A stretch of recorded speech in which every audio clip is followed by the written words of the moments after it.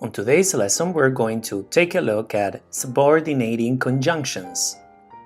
Yes, like although, unless, even though, even if, as long as, and because.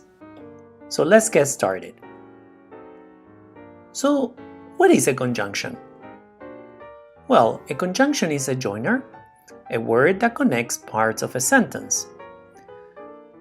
There are three types of conjunctions: coordinating, subordinating, and correlative. Today we're going to look at the subordinating conjunctions, also called subordinate conjunctions. So what do subordinating conjunctions do? They join dependent clauses to independent ones. So for example, a C for subordinating conjunction plus dependent clause, comma, plus independent clause. Or it could be independent clause plus subordinating conjunction plus dependent clause. Please notice that the subordinating conjunction goes before the dependent clause. So things to remember. You cannot have a subordinating clause without an independent clause, that is your main clause. Your sentence wouldn't be complete and your reader will be wondering what happened. So let's list some subordinating conjunctions. Because, even though, although, unless, as long as, even if, when, before, after, how, by the time, if, so, while, as, etc., etc. Let's organize them by categories. So the first one, time, after, as soon as, until, whenever. Comparison, rather than, whether. Concession, though, although, even though. Relative pronouns, who, whoever, whose, whom. Condition, if, only if, unless, provided that. Reason, because, since, so that, in order to. Relative adjectives, that, whatever, which. Manner, how, as though, as if. Place, where, and wherever. Obviously, there are many others, but these ones are the most common ones. So let's look at some examples of reason category. Since we've got a few minutes to wait for the train, let's have a cup of coffee.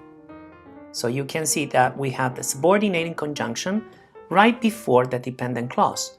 Then we need a comma and then an independent clause. Another example. I love Van Gogh's art because he uses color so brilliantly.